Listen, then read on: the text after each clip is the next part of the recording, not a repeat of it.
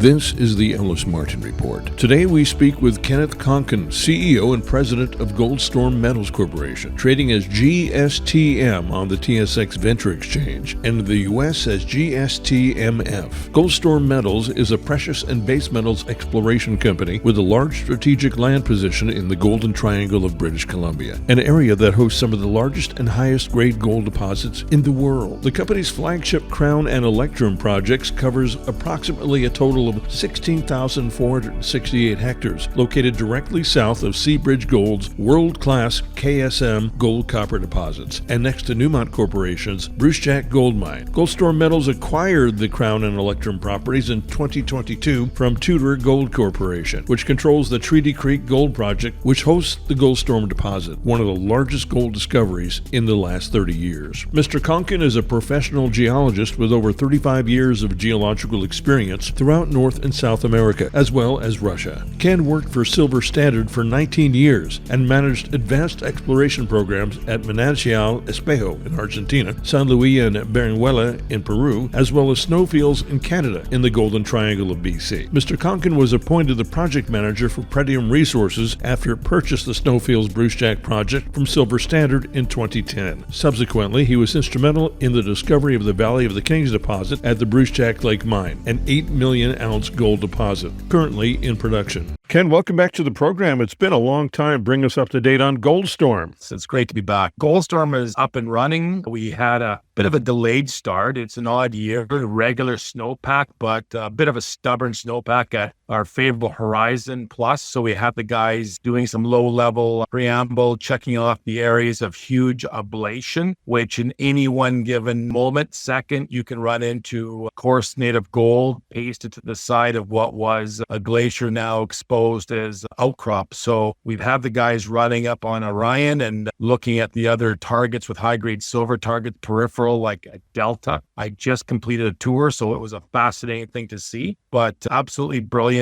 countryside for sure. So the glacier cover is abating and exposing more visible gold at surface, giving you target area, although I think the whole area is target rich, isn't it? Yeah, I'll be really specific on this. It's absolutely an amazing feeling to walk into a well-known gold and silver district that's had 130 years of history, and to know that nobody has ever seen what you're about to see. So you are basically Neil Armstrong, first man on the moon, each and every year. So when you go up there, and this happened to me just now, I did a tour that I went to basically do my usual thing at Tudor Gold. We're drilling feverishly there with some great looking rock, but took the helicopter and set up what we're going to do for our geophysical program, our lines, and had a good look at the east-facing flank that typically no one has ever seen before because it's always been snow-covered in the favorable horizon. So we're talking directly south of KSM's Kerr project. So right on the pulse and frequency, we saw some gorgeous red oxidized rock, and our superstar,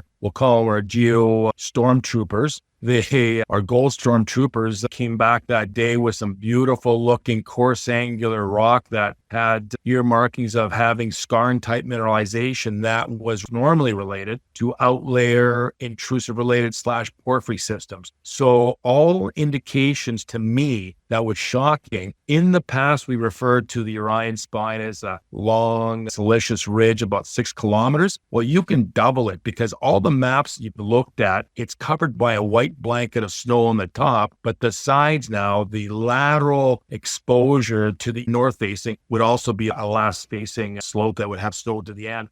But the east-facing ones have now just revealed themselves. I've never seen this before in my 40 years of experience going up there. The amount of gossan, prospective, intrusive, porphyry target bleeding out of the rocks. So our guys are heavily pounding out samples as I speak here. I don't know what to say. You can see all this oxidation from the air. It's all of your land. What does that mean for the future of the company? Is that going to get mined someday? This is the thing. First of all, you have to focus. And the biggest reason why I took the machine is to have a good look on what I call a CAVU, a Ceiling and Visibility Unlimited Day, is because you get to see everything from the top to bottom.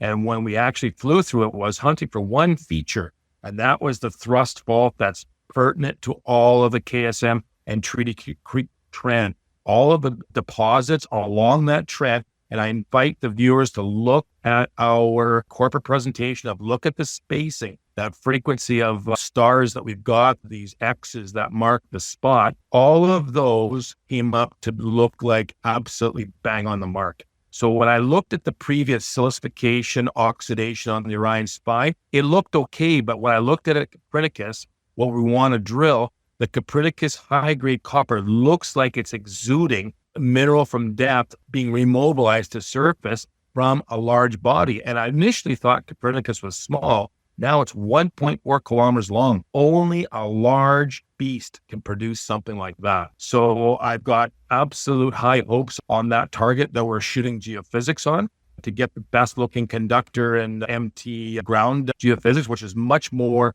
intense than, say, an airborne survey. But now looking north of that, all that exposed added 6 kilometers, 2 more frequencies of my 3 kilometer frequency. You have to go back and see some of my previous presentations where I give a bit of a dissertation where all of these deposits are separated by 2.5 to 3 kilometers. Every one has a frequency of deposition, and these land on the money. So I'm so pleasantly surprised to see that level of oxidation, silicification on those slopes that reveal themselves, because I always have a saying, when you see a hill, what's holding it up? Usually it's silica. And that's the key element of this deposit on the porphyry system, that we will be hunting yet another Goldstorm occurrence on the Goldstorm Metals Corporation ground. 100% owned, easy to get to comparatively to other competitors, much more easy than what we had to do at Brucejack just to the north of us, because I drove right through the Frank Mackey ice sheet, right past the Orion Spine. I drove all the mining equipment, the big D8s, everything right past this, along the ice, along the snow when I actually mobilized it. So it's an easy thing to get to.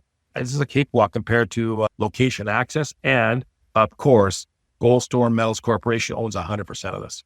I mapped Jack. The stock has been creeping up.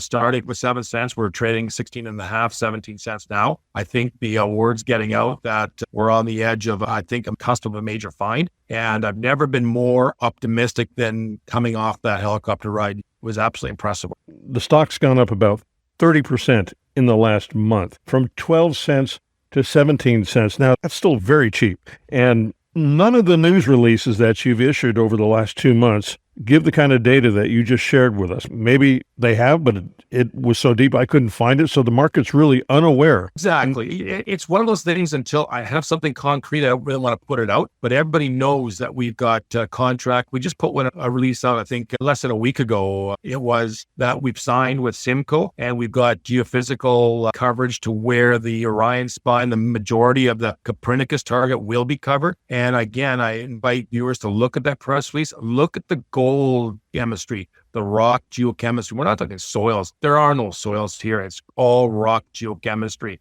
that's coming up with plus 3 gram material on a trend that I look at as being something bleeding up from surface. It's one thing to hunt a high grade target, but it's another thing to hunt the source. So this is the whole theory behind the geophysical aspect, to see how large the conductor is, to see where the magnetic component is, to map the intrusive, and to make the best selection to do 2 things, 2 birds with 1 bullet. What we're going to do is take out the Copernicus high-grade copper, but along the way, keep the hole going into something that would be a huge conductor with great resistivity, conductivity, and the MT should back it up, showing structures that will be hunting for that thrust fault to make sure we drill deep enough to go past that. That's the key. With these factors, what we know from all the work that we've done at Treaty Creek, we take that knowledge, same team, same exploration guys we've got working for us. I think it's one of these things where it's a Treaty Creek 2.0 based on a few drill holes early. The speculation went wild, and they were right. We hit a massive project that still remains open at all ends. We haven't closed it off, and we're currently hunting at Treaty the high grade. We're hunting the high grade. We know we've got high grade. We're reverse engineering it. We're following the thread back on the high grade, back to its source. Like the supercells, we tripped in afterwards. So it's the same story repeating itself. And notwithstanding, keep in mind, we also have a great silver trend off to the eastern flank that runs south from, not from Valley of the Kings specifically, but West Zone. That was the last permitted mine in before 2000 that Don McLeod had to go underground on a Brucejack, Bradstrite, ruby silver system. That links up with all the silver occurrences with gold, including the VOK one, because it's 2 parts gold, 1 part silver. But that silver trend runs right through our claims because we have a huge east-west strip across section of the best geologies directly south of Valley of the Kings, directly south of KSM, that runs into and connects through to places like Scotty Gold, jumping down to the Tanajon, jumping down to Silbeck Premier on the eastern flank. So not only are we a major target for a large discovery of a intrusive related porphyry system, but also on its eastern flank, high-grade silver gold, which was Electrum in the past. It's really difficult to choose what your best target should be, but it's important, it's essential that we do the proper preamble, that we do the geophysics to give us the best shot, that we're not just guessing with drill holes, because the drill holes now are so expensive. I was pleasantly surprised at the cost of the IP survey, induced potential of the geophysical component wasn't that much money. So it would be probably equivalent to 1 drill hole. When you're doing 10 drill holes, you'd better have your best plan map that looks as deep as 900 meters. It's a great tool to use to plan for what will be the follow-up drilling on the geophysical plan. That's the plan going forward on Orion Spine. But don't count out the northern aspect. It looks absolutely throttle full of fights. I can't tell you how many times I've looked at a company that's maybe hit $1, $2, $3, $4, $5, ultimately $20, and I had a real opportunity to jump in at 17 cents or 20 cents, and I didn't do it. And I think there's no guarantees here. We're both biased that this could be that type of situation when the market really starts to hit. And by the market hitting the equities, the gold stocks, this is really a good look here. And I don't see really any hard selling into any increases you've had in the market. Your shareholder base has been pretty respectful. Yeah, exactly. I think they recognize the fact that we do it correctly. We're not going to make a mistake by just running up and drilling something we don't understand.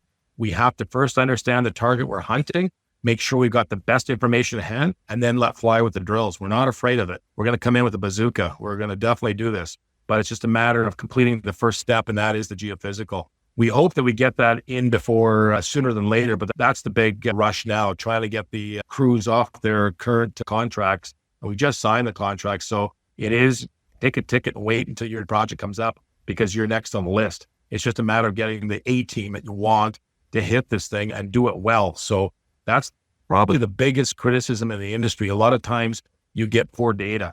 A lot of times you get data that you rushed or wasn't sampled well, or somebody sampled something that really didn't understand the geological model. And it looks like a sheet of tombstone. It doesn't look like anything that's going to be profitable. And yet some other geologist comes up along and says, what about this? And bang, out of thin air, someone has a new interpretation, a new sample, and it changes everything. And now you know you've got something that you have a close-in access, power line running right past it. So no breaks on something that should be going $4, $5, $6, $7, $8, $10, as you mentioned, off of beyond the 10 baggers, they say, in our industry. So it's a matter of execution now. It's just up for our team to go up and execute. And so buckle up and stay tuned for some really good looking geochem coming up.